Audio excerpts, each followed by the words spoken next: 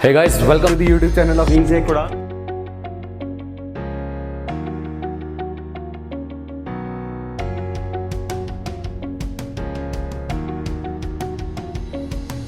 Hello and welcome back to Wings Kuran. So दोस्तों, हमने EPFO में जो अकाउंटेंसी पार्ट है वो शुरू किया था। उसके कुछ अकाउंटिंग प्रिंसिपल हम ऑलरेडी डिस्कस कर चुके हैं। बाकी के प्रिंसिपल्स आज के इस लेक्चर्स में मैं ख़त्म करने जा रहा हूँ। So the very first principle जो आज हम डिस्कस करने जा रहे हैं वो है हिस्टोरिकल कॉस्ट प्रिंसिपल। अब हिस्टोरिकल कॉस्ट प्रिंसिपल हमें क्या बताता है? हिस्टोरिकल मतलब हम पास्ट की बात कर रहे हैं, हिस्ट्री की बात कर रहे हैं।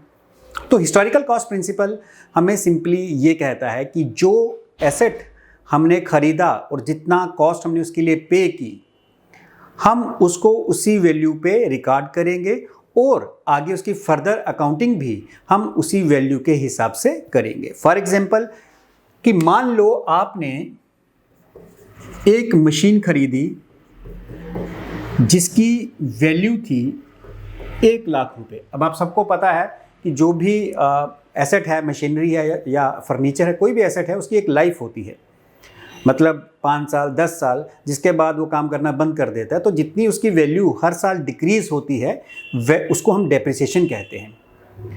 तो अगर मैंने एक मशीन खरीदी 1,00,000 की और मान लो डेट ऑफ परचेज मेरी 1/4/2018 है, यानी जब हमारा फाइनेंशियल ईयर स्टार्ट हुआ। अब हर साल इसकी वैल्यू कम होगी और मैं अज्यूम कर लेता हूं कि जो डेप्रिसिएशन यानी जो इसकी वैल्यू कम हो रही है वो 20% है। तो मैं माइनस कर लूँगा डेप्रिसिएशन 1 साल के बाद की, मतलब 1/4/2018 के बाद साल कब खत्म होगा? डेप्रिसिएशन ऑन 31/3/2019, यानी 31 मार्च 2019 को इसको मान लो हमें 20% डेप्रिसिएशन हमने इस पर चार्ज की। तो हम 1,00,000 का 20% अगर हम करेंगे तो इसकी वैल्यू 20,000 कम होके बच जाएगी 80,000। मतलब हमने जब मशीनरी खरीदी 1/4/2018 को उसकी वैल्यू 1,00,000 थी और साल के बाद उसकी वैल्यू 20,000 कम हो गई और अब उसकी वैल्यू बची है 20,000। तो हमने क्या देखा कि मशीन की वैल्यू कम हुई, हमने डेप्रिसिएशन लगाई और इसकी ये वैल्यू आ गई। लेकिन हो सकता है कि अभी हमारी इस मशीन की मार्केट वैल्यू 80,000 से ज़्यादा हो, सपोज 90,000 हो, या हो सकता है कि इसकी जो मार्केट वैल्यू है वो 80,000 से कम हो, मान लो 70,000 है।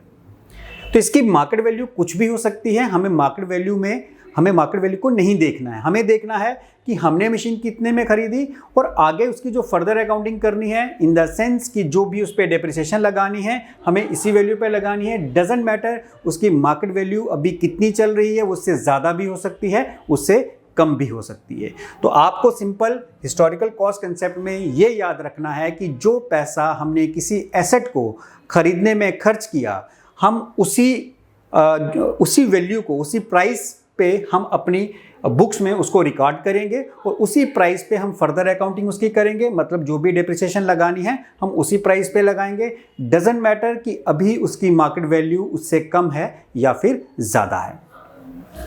तो historical cost concept, according to this principle, asset is recorded in the books of account at the price paid. हमने जो प्राइस पे किया उस कॉस्ट पे हम इसको अपनी बुक्स ऑफ अकाउंट्स में रिकॉर्ड करेंगे and the cost is the basis of all subsequent accounting of the asset. और यही कॉस्ट आगे फर्दर जो इसकी हम अकाउंटिंग करेंगे, मतलब जो उसकी डेप्रिसिएशन टाइम के साथ वैल्यू डिक्रीज करेंगे, वो इसी कॉस्ट के अकॉर्डिंग करेंगे। इसी कॉस्ट पे कैलकुलेट करके हम उसकी डेप्रिसिएशन को चार्ज करेंगे उस एसेट की वैल्यू में से। तो ये है हमारा हिस्टोरिकल कॉस्ट प्रिंसिपल, सिंपली कि आपको एसेट की वैल्यू जो आपने पे की उसी पे रिकॉर्ड करना है और फर्दर अकाउंटिंग भी उसी पे करनी है। डजेंट मैटर कि मार्केट प्राइस उसका उससे कम है या ज़्यादा है, इससे आपको कोई फ़र्क नहीं पड़ना चाहिए। चलिए नेक्स्ट पे मूव करते हैं। नेक्स्ट कौन सा है? Matching concept. अब मैचिंग कंसेप्ट आप सबको पता है कि हम अपना बिजनेस में जो प्रॉफिट है कैसे निकालते हैं। ये तो अपने 6-7 स्टैंडर्ड से भी आपको पता होगा कि प्रॉफिट कैसे निकलता है। हम अपनी इनकम में से अपने खर्चे माइनस कर लेते हैं। क्या करते हैं? इनकम में से हम माइनस कर लेते हैं अपने एक्सपेंसेस, तो हमारा प्रॉफिट निकल आता है। तो मैचिंग कंसेप्ट यही बताता है। मैचिंग कंसेप्ट हमें ये कहता है कि हमें अपनी इनकम में से अपने खर्चे माइनस कर देने हैं। लेकिन आपको याद सिंपल ये रखना है कि जिस साल की इनकम्स हैं आपने वही लेनी है और एक्सपेंसेस भी आपको उसी साल के ही लेने हैं। आपको ये नहीं करना कि आपने कोई पिछले साल की इनकम ले ली या फिर कोई इनकम आपको एडवांस अगले साल के लिए मिली, आपने वो ले ली। सिंपली सेज कि इस साल की इनकम में से इसी साल के खर्चे आपको माइनस करने हैं, ना पिछले साल वाला करना है ना ही अगले साल वाला, दोनों के लिए अप्लाई करता है, इनकम के लिए भी और एक्सपेंसेस के लिए भी। तो कहता है this concept is based on the accounting period concept. अब आपको याद होगा कि अकाउंटिंग पीरियड कंसेप्ट ने आपको क्या बताया था। मैंने कहा था कि बिजनेस जो है एक गोइंग कंसर्न है, यानी ये चलता रहता है फॉर एन इनडेफिनिट पीरियड, और हम उसका जो रिजल्ट है, उसका जो अकाउंटिंग पीरियड है वो 1 साल का बनाते हैं। तो अगर मान लो एक बिजनेस चल रहा है तो हमें तो उसका जो रिजल्ट है वो हमें एक पीरियड के बाद देखना है, ताकि हम बिजनेस की ग्रोथ पे नज़र रख सकें। तो उसको हम अकाउंटिंग पीरियड बोलते हैं, जो कि नॉर्मली 1 साल का होता है। तो हम हर साल अपने फाइनेंशियल रिजल्ट्स बनाते हैं, जिसमें हम अपने बिजनेस की परफॉर्मेंस देखते हैं in the terms of net profit, उसके एसेट्स कितने हैं, लाइबिलिटीज़ कितनी हैं। तो हर साल के बाद, यानी हर 12 महीने के बाद हम अपने बिजनेस के फाइनेंशियल रिजल्ट्स बनाते हैं, ताकि हम अपनी बिजनेस की परफॉर्मेंस को, इस साल की परफॉर्मेंस को पिछले साल के परफॉर्मेंस के साथ मैच कर सकें।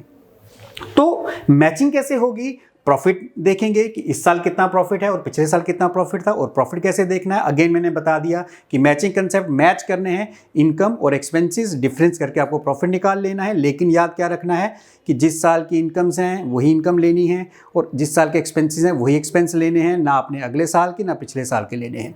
तो this concept is based on the accounting period concept. ये अकाउंटिंग पीरियड कंसेप्ट के ऊपर बेस्ड है, क्योंकि अकाउंटिंग पीरियड कंसेप्ट हमें ये कहता है कि हर साल आपको अपना प्रॉफिट निकालना है, कैलकुलेट करना है, अपने फाइनेंशियल रिजल्ट्स बताने हैं। In order to determine correct profit, अगर हमें अपना करेक्ट प्रॉफिट देखना है या फिर लॉस देखना है, it is necessary to match the revenue of the period with the expense of that period. तो ये ज़रूरी है कि आप मैच करो रेवेन्यू को, रेवेन्यू मतलब इनकम को, किसके साथ? एक्सपेंसेस के साथ, और किस पीरियड के? जिस पीरियड का आप निकाल रहे हो। अगर आप 2018 का निकाल रहे हो तो आपको 2018 के ही इनकम्स और 2018 के ही एक्सपेंसेस लेने हैं। So therefore as per this concept, इस कंसेप्ट के according adjustments are made of all outstanding expenses. इसी कंसेप्ट के अकॉर्डिंग हम जितनी भी आउटस्टैंडिंग एक्सपेंसेस की एडजस्टमेंट हैं वो करते हैं। आउटस्टैंडिंग एक्सपेंस कौन से होते हैं? वो खर्चे जो जिनकी आप सर्विस ले चुके हो लेकिन अभी तक आपने पे नहीं किए। फॉर एग्जाम्पल, मान लो आपका जो फाइनेंशियल ईयर है वो स्टार्ट होता है 1/4/2018 से और ख़त्म होता है 31 मार्च 2019। तो ये आपका 12 महीने का पीरियड है, जिसको हम अकाउंटिंग पीरियड भी बोलते हैं।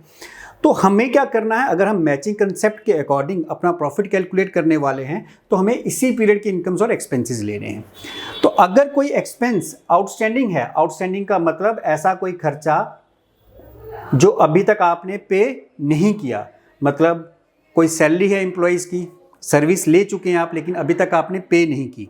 तो मान लो कोई इस साल की सैलरी है जो कि आउटस्टैंडिंग है, वो आपने इस पीरियड में आपने नहीं दी, आपने 31 मार्च के बाद, सपोज करो आपने वो सैलरी पे की 1/5/2019 को, थी वो कब की? 1/4/2018 से 31/3/2019 की, लेकिन आपने पे कब की? अगले साल। तो डजेंट मैटर आप सैलरी कब पे कर रहे हो, जिस साल का एक्सपेंस है आपने उसी साल में दिखाना है। ये मैटर नहीं करता कि आप उसको कब पे करोगे। सो आउटस्टैंडिंग एक्सपेंस अगर इस साल के हैं, बेशक आपने पे नहीं किए तो भी आपको इसी साल की अपने फाइनेंशियल जो स्टेटमेंट्स हैं उसमें दिखाने हैं। इसी तरह प्रीपेड एक्सपेंस, प्रीपेड एक्सपेंस वो हो गए जो आपने एडवांस अगले साल के लिए दे दिए हैं। तो क्योंकि वो अगले साल के एक्सपेंस हैं तो अगले साल में ही रिकॉर्ड होंगे, तो हमें इस साल में उसको रिकॉर्ड नहीं करना है, और अगर हमने रिकॉर्ड किए हुए हैं तो उसको हमें माइनस करना होता है। ये आप आगे सीखोगे अभी। तो इन शॉर्ट, इसी तरह एक्रूड इनकम्स भी हैं, ऐसी इनकम जो इस साल की ड्यू हो चुकी है लेकिन अभी आपको रिसीव नहीं हुई, डजेंट मैटर आपको नहीं मिली, अगर वो इस साल की है, एक्रूड है, ड्यू हो चुकी है, नहीं रिसीव हुई, तब भी आपको इसी साल की फाइनेंशियल स्टेटमेंट में उसको शो करना है, आपको अगले साल की फाइनेंशियल स्टेटमेंट में उसको शो नहीं करना। और अनअर्न्ड इनकम्स, ये वो इनकम्स होती हैं जो आपको एडवांस में मिली, कोई आपको एडवांस पेमेंट कर देता है अगले साल के लिए, तो क्योंकि ये अगले साल के लिए पेमेंट की गई है तो आपको इसको अगले साल की जो फाइनेंशियल स्टेटमेंट्स हैं उसमें रिकॉर्ड करना है। तो इन शॉर्ट मैचिंग कंसेप्ट हमें ये कहता है कि हमें इनकम से एक्सपेंस माइनस करने हैं, लेकिन ध्यान किस चीज़ का रखना है कि जिस साल की इनकम है उसी साल के एक्सपेंसेस आपको माइनस करने हैं। तो इसी साल की इनकम से लेनी है, इसी साल के एक्सपेंसेस लेने हैं, ना आपने पिछले साल के ना आपने अगले साल के लेने हैं। तो उनकी एडजस्टमेंट भी आपको इसी फाइनेंशियल स्टेटमेंट में करनी होगी अगर आपने वो ले लिए हुए हैं। So this is what about matching concept. अब बचे बाकी के दो कंसेप्ट, चलिए उसको डिस्कस करिए। लास्ट के दो अकाउंटिंग प्रिंसिपल्स हम डिस्कस कर लेते हैं। तो डुअलिटी प्रिंसिपल, उसके बाद रेवेन्यू रिकग्निशन कंसेप्ट। सबसे पहले हम बात करते हैं डुअलिटी प्रिंसिपल। डुअलिटी प्रिंसिपल मतलब डुअल मतलब दो। आप जो भी अकाउंटेंसी पढ़ रहे हो इसका दो एस्पेक्ट्स होते हैं, एक डेबिट और क्रेडिट। आपको पता है double entry book keeping, double entry मतलब दो जगह एंट्री। कोई भी ट्रांजैक्शन हो उसके दो एस्पेक्ट हैं, एक डेबिट और एक क्रेडिट, और उसी एस्पेक्ट के ऊपर हमारी जो अकाउंटिंग इक्वेशन है वो बेस्ड है। सबसे पहले हम देख लेते हैं कि अकाउंटिंग इक्वेशन है क्या। अकाउंटिंग इक्वेशन हमें क्या कहती है कि जो हमारे एसेट्स होते हैं उसका टोटल हमारी कैपिटल और लायबिलिटीज के बराबर होता है।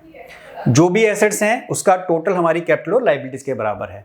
मतलब हम कोई भी ट्रांजैक्शन करें उसका जो इम्पैक्ट, जो उसका लास्ट इफेक्ट होगा, जो उसका रिजल्ट होगा, वो अल्टीमेटली इन दोनों साइड्स को बराबर करेगा। क्योंकि एक ट्रांजैक्शन डुअलिटी कंसेप्ट मतलब दो जगह रिकॉर्ड होगी और वो इस तरह से रिकॉर्ड हो जाएगी कि आपकी ये दोनों साइड्स बराबर हो जाएंगी। मैं एक एग्जांपल देके आपको समझाता हूं कि सपोज स्टार्टेड बिजनेस, राम ने बिजनेस शुरू किया और सपोज करो बिजनेस में उसने 1 लाख रुपए कैश लगाया। तो इसका मतलब बिजनेस के पास कैश 1 लाख आ जाएगी। बिजनेस के लिए जो कैश है वो एक एसेट है, और इसी तरह बिजनेस की कैपिटल भी 1 लाख हो जाएगी। ये कैपिटल बिजनेस के लिए एक लायबिलिटी है जो कि जिसने बिजनेस शुरू किया उसको बिजनेस को वापस करनी है एट सम पॉइंट। तो जब हम कोई बिजनेस शुरू करते हैं तो उस बिजनेस में 1 लाख की जो भी हम रिसोर्सेज बिजनेस में लगा रहे हैं, चाहे वो कैश है या बाकी एसेट्स हैं, तो बिजनेस के एसेट्स इंक्रीज होते हैं और साथ ही साथ बिजनेस की जो कैपिटल है वो भी इंक्रीज हो जाती है। और कैपिटल मैंने आपको पहले भी बताया था बिजनेस के लिए एक लायबिलिटी रहती है जो कि उसको उसके ओनर को वापस करना है। तो आप देखोगे कि दो जगह हमने इसको रिकॉर्ड किया। तो हर ट्रांजेक्शन के दो एस्पेक्ट है। मैं एक और एग्जाम्पल लेता हूं। सपोज करो परचेज गुड्स फॉर कैश। अब इसके भी दो एस्पेक्ट हैं। वो दो क्या हैं? एक गुड्स हमारे पास, दूसरी क्या है? कैश।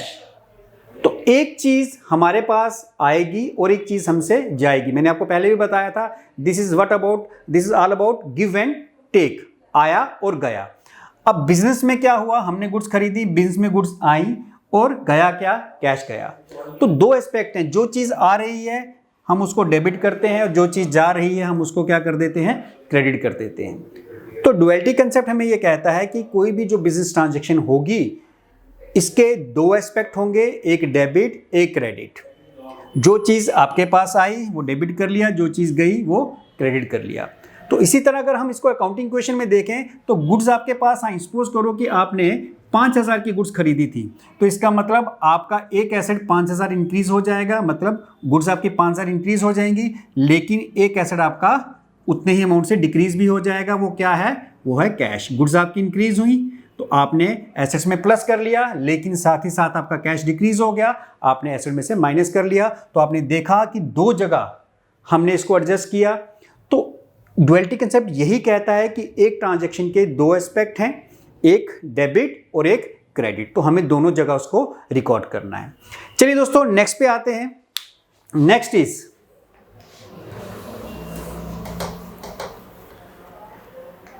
Revenue recognition concept. अब ये कंसेप्ट हमें क्या कहता है? ये कंसेप्ट हमें ये कहता है कि हमें रेवेन्यू यानी इनकम को हम तभी अपनी इनकम मानेंगे या रिकग्नाइज करेंगे जब हम वो इनकम अर्न कर चुके हैं। फॉर एग्जाम्पल मैं आपको एक एग्जाम्पल दे के बताता हूँ। सपोज करो कि 1 जनवरी को हमें एक ऑर्डर मिला कुछ गुड्स की सप्लाई के लिए। हमें ऑर्डर मिलता है गुड्स के लिए की सप्लाई के लिए, और सपोज करो हमें एडवांस भी मिल जाता है। 10 जनवरी को हम गुड्स सप्लाई कर देते हैं, गुड्स सप्लाइड। हमने क्या किया? गुड सप्लाई कर दी। और 20 जनवरी को मान लो हमें कुछ पैसा एडवांस मिला था, बाकी का पैसा हमें 20 जनवरी को मिल जाता है, या हमें कुछ भी नहीं मिला था, हमें सिर्फ ऑर्डर मिला था। 10 जनवरी को हमने गुड्स सप्लाई की और 20 जनवरी को हमने कैश रिसीव किया। अब रेवेन्यू रिकग्निशन कंसेप्ट हमें कहता है कि रेवेन्यू को आपने कब रिकग्नाइज करना है, जब आपको ऑर्डर रिसीव हुआ, या जब आपने गुड्स सप्लाई कर दी, या जो आपने गुड्स सप्लाई की उसका जो कैश आपको मिला तब आपने इसको रिकग्नाइज करना है। तो आपको याद रखना है कि रेवेन्यू रिकग्निशन कंसेप्ट में ये है कि जब आप गुड्स की डिलीवरी कर देते हो तभी आपको अपने रेवेन्यू को अपनी बुक्स में रिकॉर्ड करना है एज एन इनकम या एज एन प्रॉफिट। तो रेवेन्यू रिकग्निशन कंसेप्ट क्या कहता है कि आपको जब ऑर्डर मिला तब आपने रेवेन्यू को रिकग्नाइज नहीं करना या रिकॉर्ड नहीं करना। जब आपने गुड्स सप्लाई कर दी, यानी जब आपने गुड्स ट्रांसफर कर दी, अपने पोजीशन दूसरे को, कस्टमर को दे दिया, तब आप अपने रेवेन्यू को रिकग्नाइज करोगे, तब आप उसमें उसको रिकॉर्ड करोगे। डजेंट मैटर कि आपको पेमेंट कब मिली, आपको पेमेंट चाहे उसके 1 महीने के बाद मिले, डजेंट मैटर। रेवेन्यू तब रिकग्नाइज होता है जब आप गुड्स ट्रांसफर कर देते हो। तो कोई भी पैसा जब आप एडवांस लेते हो तो वो आपने जो एडवांस लिया, जो आपने ऑर्डर रिसीव किया और मान लो कुछ एडवांस भी मिला, वो एडवांस अभी आपकी इनकम नहीं है, वो अभी आपका रेवेन्यू नहीं है, वो एडवांस आपके लिए एक लायबिलिटी है। लायबिलिटी क्यों है? क्योंकि अभी आपने वो सर्विस प्रोवाइड करनी है। तो जब आप वो गुड्स डिलीवर कर देते हो और पोजीशन आपके हाथ से निकल कर कस्टमर के हाथ में चला जाता है, तब आप अपने रेवेन्यू को रिकग्नाइज कर सकते हो। तो रेवेन्यू रिकग्निशन कंसेप्ट हमें ये कहता है कि रेवेन्यू आप तब रिकग्नाइज करो जब आप गुड्स की डिलीवरी कर देते हो। डजेंट मैटर आपको कैश उस वक्त रिसीव हुआ या पहले रिसीव हो चुका है या बाद में रिसीव होगा। सो सिंपल, जब आप गुड्स की डिलीवरी कर दोगे तब आप अपनी रेवेन्यू को एज ए रेवेन्यू अपनी इनकम बुक्स में रिकॉर्ड कर सकते हो। तो ये थे हमारे सारे अकाउंटिंग प्रिंसिपल्स। अब नेक्स्ट टाइम में कुछ ऐसे टॉपिक्स लेके आ रहा हूँ, इसमें से काफ़ी सारे टॉपिक्स, इनफैक्ट ये भी मैंने पहले करवा दिया हुआ था। तो अब मैं कोई ऐसा टॉपिक लेके आऊँगा जो मैंने इससे पहले आपको नहीं करवाया, क्योंकि इससे पहले के टॉपिक्स ऑलरेडी प्लेलिस्ट में हैं, आप वहाँ भी देख सकते हो। तो आप कुछ नया टॉपिक पढ़ेंगे जो EPFO का है, जिसमें से क्वेश्चंस पूछे जा सकते हैं। तब तक थैंक यू वेरी मच।